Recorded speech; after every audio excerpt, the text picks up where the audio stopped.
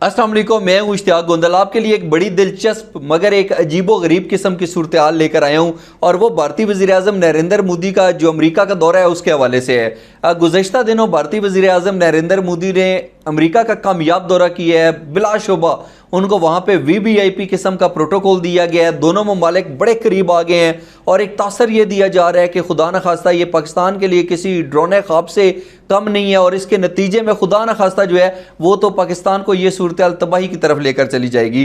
लेकिन मैं आपको एक अलग एंगल देता हूँ, एक अलग ज़ाविये से ये बात बताता हूँ कि ये जो हिंदुस्तान के वज़ीर आज़म नरेंद्र मोदी ने अमेरिका का दौरा किया है और वहाँ पर जो इस तरीके से इनको प्रोटोकॉल दिया गया है और ये जो ममालिक तारीख में पहली मरतबा नाकाबिले यकीन हद तक एक दूसरे के करीब आ रहे हैं, आपस में दोस्तियाँ बढ़ रही हैं, कुर्बतें बढ़ रही हैं, ये पाकिस्तान के लिए नुकसानदेह नहीं है, ये पाकिस्तान के लिए फ़ायदा मंद है। अब आप ये सोचेंगे कि यार अजीब शख्स है, हमारा जो सबसे बड़ा दुश्मन मुल्क है वो दुनिया की सबसे बड़ी ताकत के साथ एक नया तल्लक जो है वो इस त्यौहार कर रहा है, हाथ मिला रहे हैं, दोस्तियां हो रही हैं, साथ निभाने की कस्में खाई जा रही हैं और ये शख्स हमें बता रहा है कि जी नहीं, ये पाकिस्तान के लिए अच्छा है।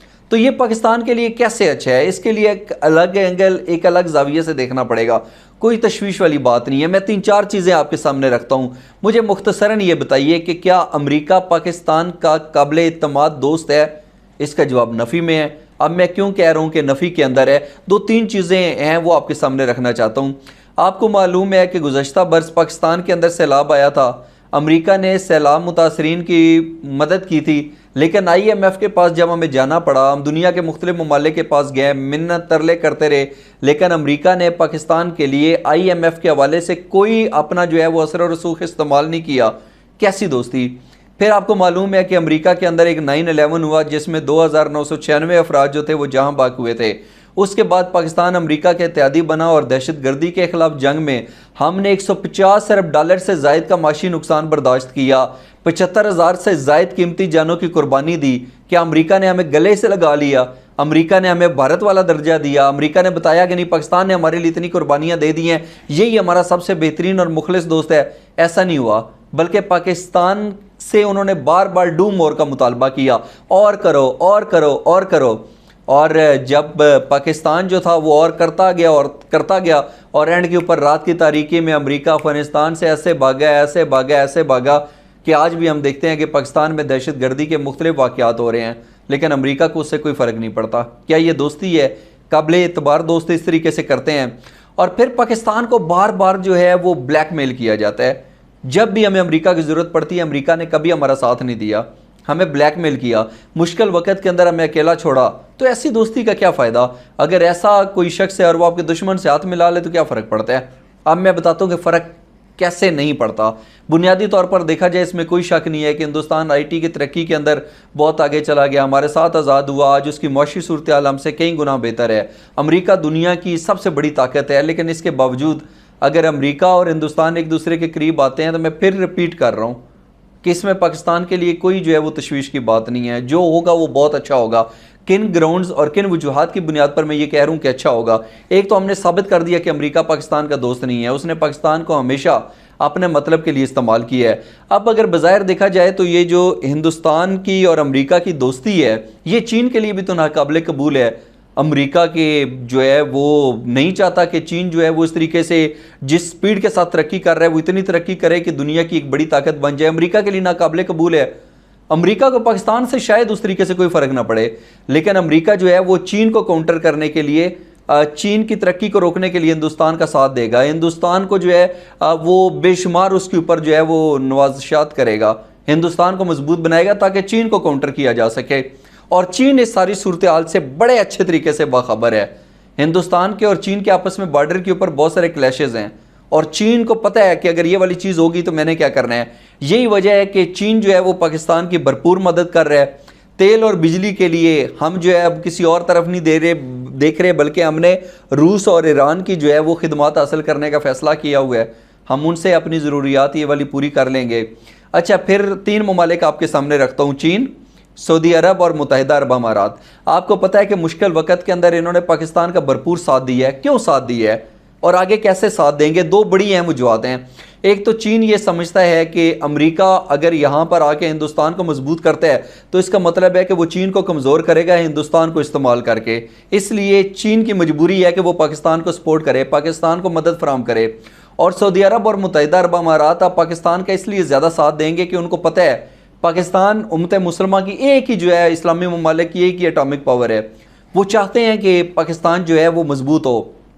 अगर पाकिस्तान मजबूत है तो अमेरिका जैसे एक मतलब प्रस्त मुल्क से ये ममालिक भी महफूज हैं। इनको पता है कि अगर पाकिस्तान खुदा न खास्ता कमज़ोर होता है तो फिर अमेरिका तो इनको कच्चा खा जाएगा, चबा जाएगा इनको।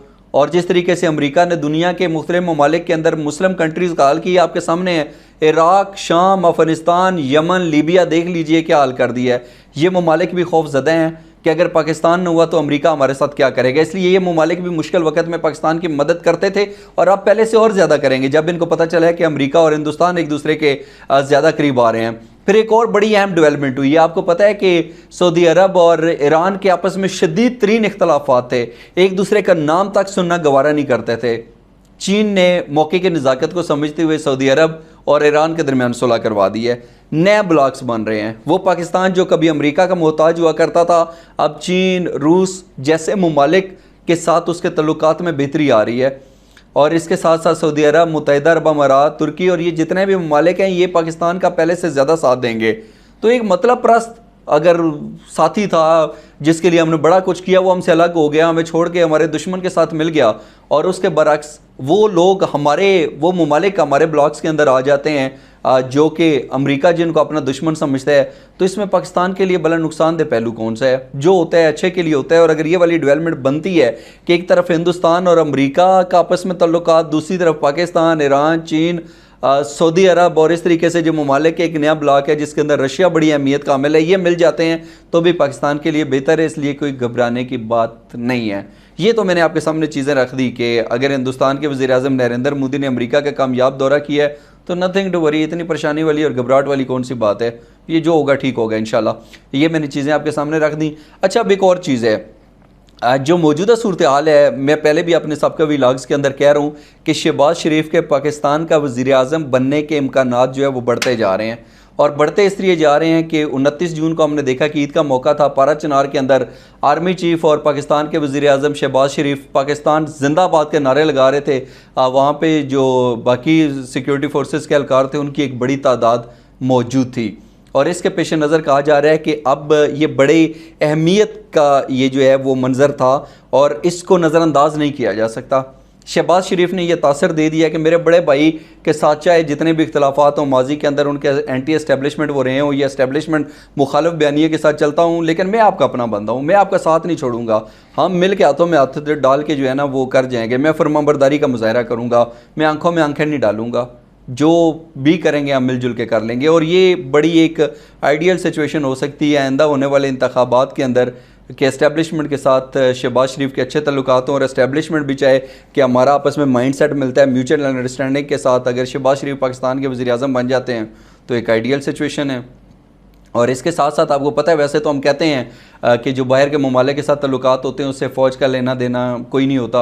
अगर DGISPR की प्रेस कॉन्फ्रेंस के अंदर कोई दूसरे ममालिक के साथ तल्लुकात की बात करता है तो उसके ऊपर DGISPR कहते हैं कि हमारी डोमेन में नहीं आता। ये वाला जो सवाल है ये आप अपने फ़ॉरेन ऑफिस से पूछिए, वजारत ख़ारजा से पूछिए।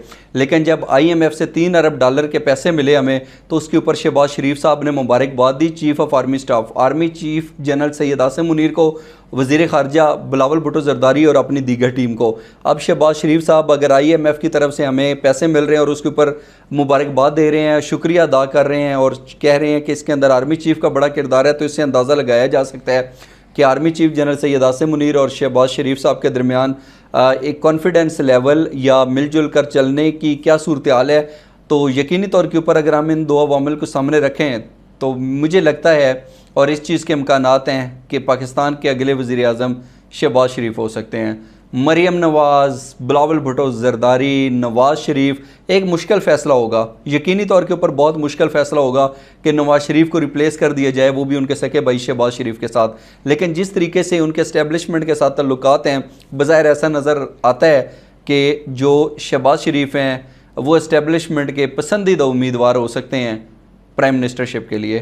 फ़ैसला अवाम ने करना है, लेकिन अगर ये गेम सेट होगी और जिस तरीके से कहा जा रहा है कि पाकिस्तान तहरीक इंसाफ और इमरान खान को इलेक्शन से बाहर रखा जाएगा और ये अगर कोई खातर खा कामयाबियाँ हासिल नहीं करते, सीट एडजस्टमेंट की बात हो, ये जैसे भी अब बासर हल्के ये चाहते हैं कि शहबाज शरीफ ही पाकिस्तान का अगला वज़ीर आज़म हो। इस हवाले से अपना कीमती फीडबैक ज़रूर दीजिएगा। आज का व्लॉग देखने का बहुत शुक्रिया। अल्लाह हाफ़िज़।